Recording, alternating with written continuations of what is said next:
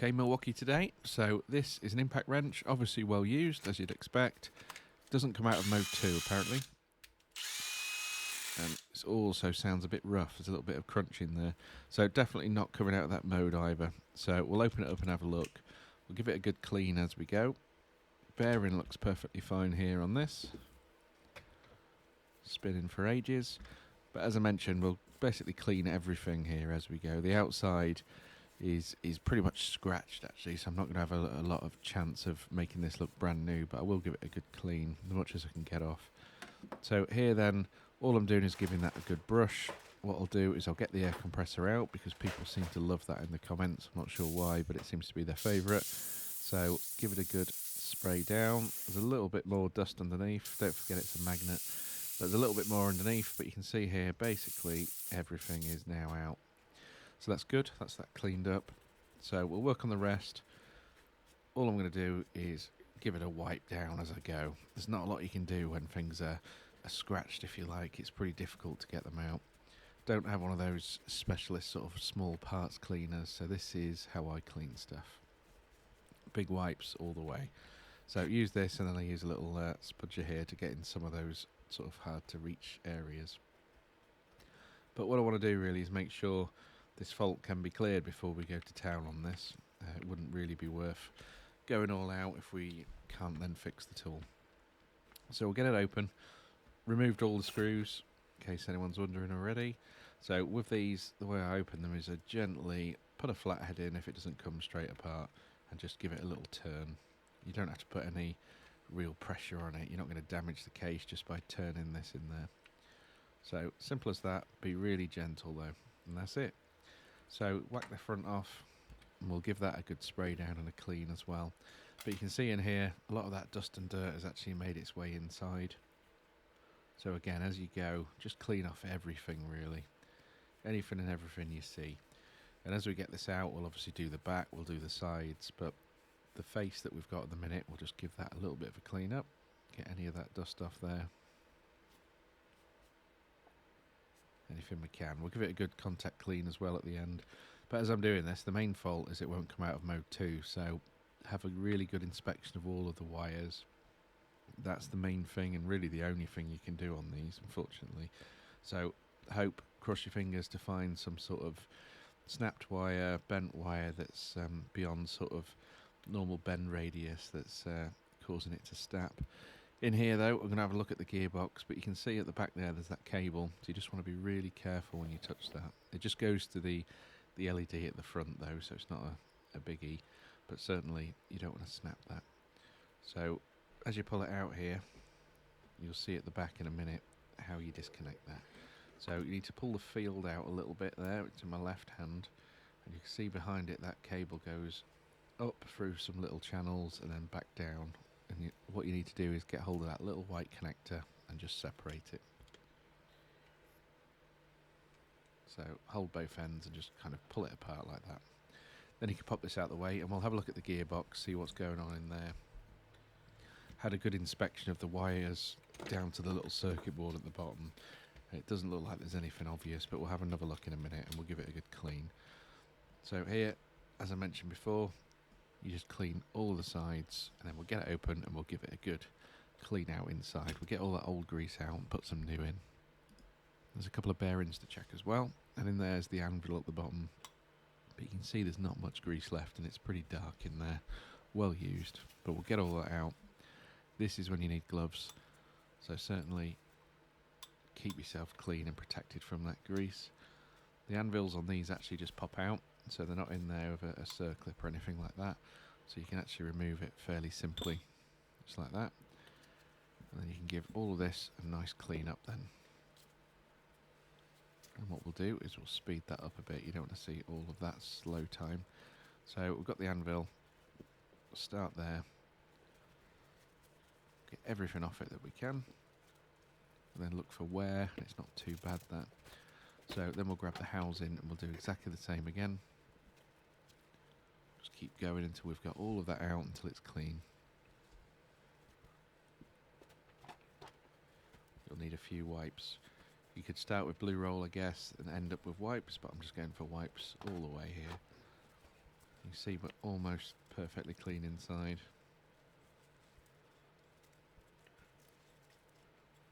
There we go. Starting to look pretty good. And we're just going to put brand new grease in here at the end. Little mini service really.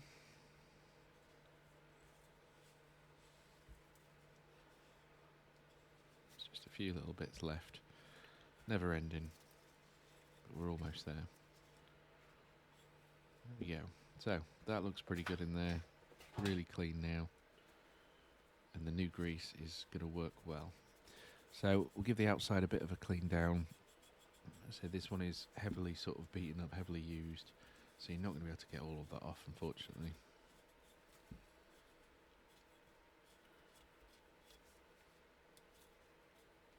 Just get the big bits off. There we go. And this isn't going to affect its operation, of course. It's just how it looks. There we go. And just be careful of that wire again.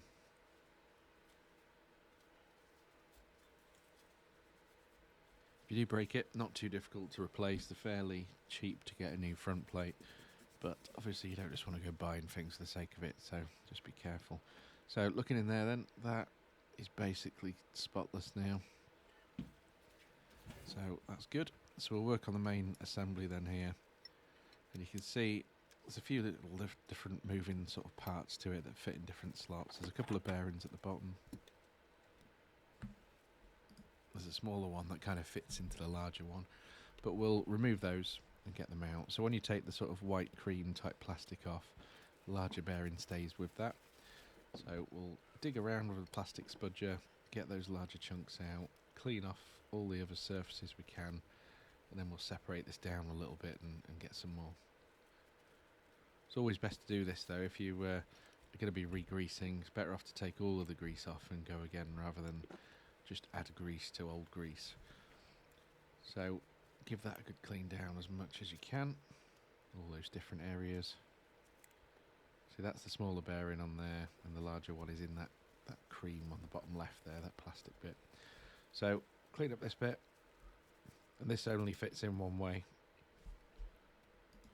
When you come to put it in the housing, it will fit perfectly into that housing. So here then, this is the larger bearing that I mentioned.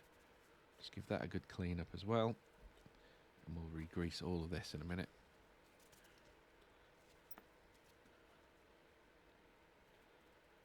Just try and get every little bit out that you can, really.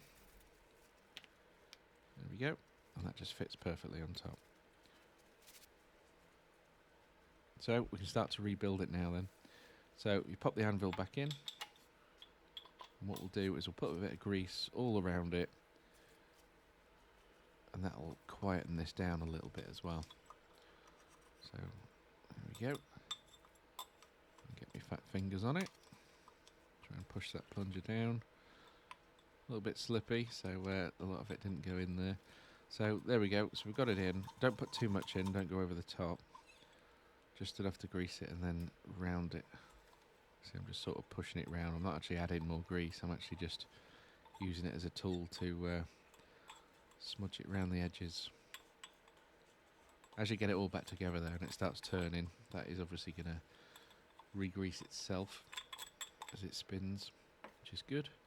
So I've covered most of the areas there with the grease. I'm going to pop this back in then.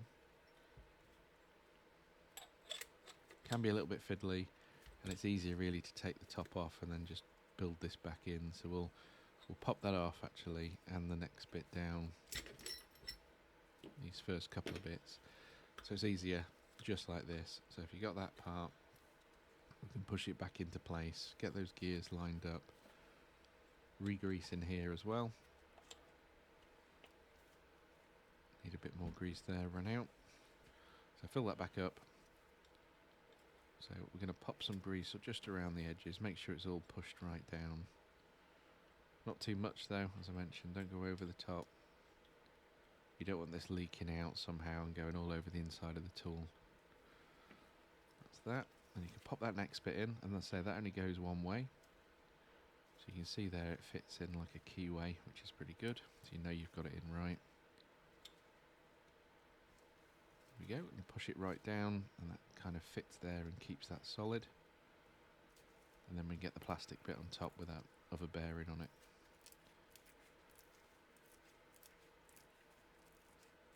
So you're greasing the gears here, you're not greasing the bearings.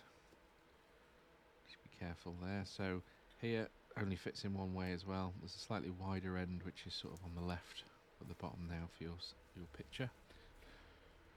So all that will then line up and close nicely. Then you can give it a little bit of a move around, just double check if you like that you've got those in the right way, and we'll come back to that. So that's now done. So we'll give everything else a clean out. We'll give it a nice contact clean as well at the boards at the bottom. That's really all you can do if the cables are not snapped and there's no obvious damage. Really annoyingly, that is the end of what you can do on these things. Everything's in sealed units. The boards are, unfortunately, they come as a wanner. There's a whole electronics piece, and they're over £170, depending on the exact model. Could be up to about £200 to replace those. You can't just change the individual bits, they don't sell them alone. So very annoying. But what we're going to do is give us a good spray out and a good clean, cross our fingers and see what happens. At least we'd have quietened it down, so they can still use this in mode 2. But let's see what we can do. So around the field as well, there's quite a lot of dust, almost looking like sand if you like. We'll clean all of that out. We'll clean the bottom bit. This is the offending article if you like in my right hand. But there are no damaged cables here, nothing that's going into it, so really it is a case of clean it and sort of cross our fingers. So here then, just trying to get everything I can out of the field. This is another area you don't want to break, because this whole piece that's left in the shell here comes as a wanner, as I mentioned. Very expensive.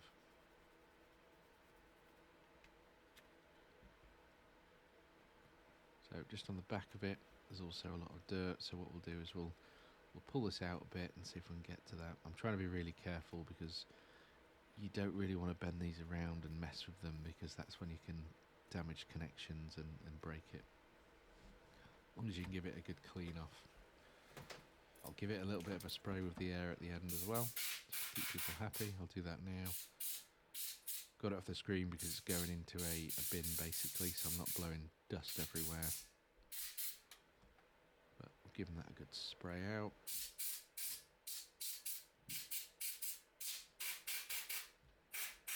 There we go. So that is all clean. So that's, say, the limit of what you can do. You give it a good clean out, give it a good spray. We'll get the contact cleaner out as well. So this is where we'll do everything we can here. There isn't any issues with the trigger, but I'm just going to give it a clean as we've got it out. Just gives it a little bit more life. Anything you can get to, really, it's worth giving it a go to sort of future-proof it. There we go. Nice little buff down.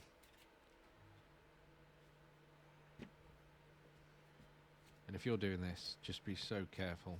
This is, just imagine that as a big pound sign. Everything you touch here is a risk of it breaking. I say that just because it's so expensive to change this bit. It's so annoying to work with. So this bit then is the only thing you can really do. You can see there's no damaged cables there. Give it a good spray in and around that area. That's all we can do for it.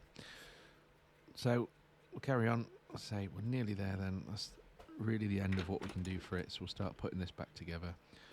Give the little change lever a good clean as well. You can see it's had some really good heavy use, this thing. But hopefully it can carry on.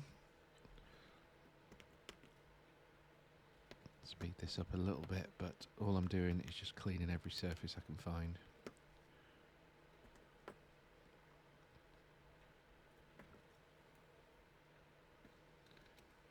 Even in here, just everything you can. So we'll pop that back together, get that in the right way, make sure it changes. Should only fit one way as well. So there's like a little arm that goes into the end of the trigger as well. There we go, just just double check it changes. So what we'll need to do is put the gearbox box back in, and remember that little cable will have to reconnect as well. So that's going to sit just kind of this way here. There's a little metal bit at the bottom that lines up and screws in. So again, we're going to have to pull this field out a tiny bit so that we can get to the back of that. Just be really careful. So it's going to sit there like that. So we need to get to that cable. Pop that little connector back in. If we can pop it out a little bit there, look. So it is a little bit fiddly getting back to it.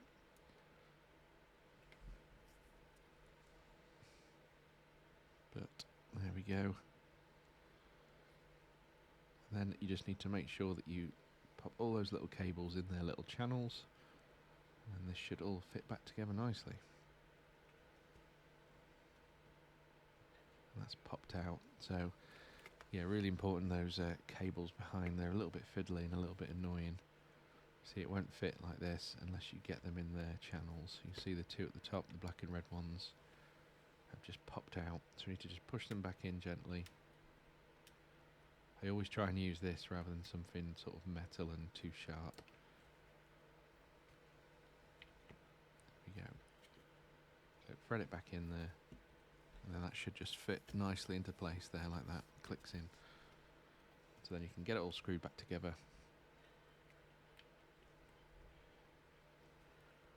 There we go, fits nicely. So we'll screw it all back in.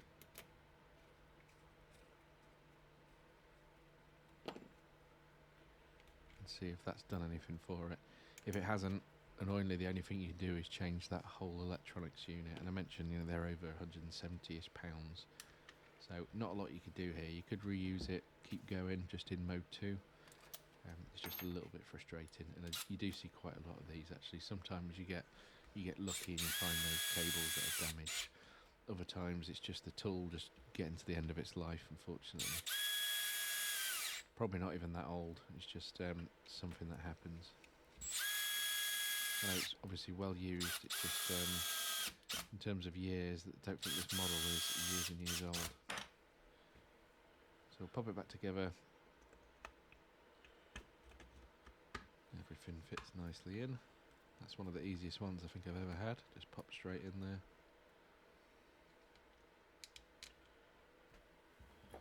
Get it screwed down, and we'll see if we've done anything for it.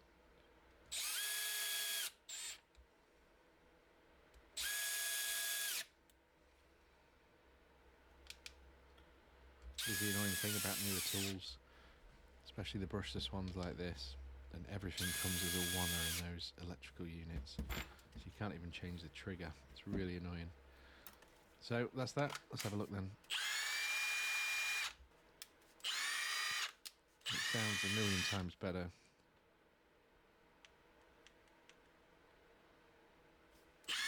But it's not changing, so we've still got that problem. Really annoying. Not a lot we can do there, unfortunately. But at least it sounds 100% better. So it used to sound pretty bad. It was like this, and a bit of grinding. And now this is it. So 100% better, but the fault it's coming with is going to leave us, unfortunately. Can't change that. Too expensive. It's not economically viable, really. So really annoying, but that's what some of these newer tools do, unfortunately.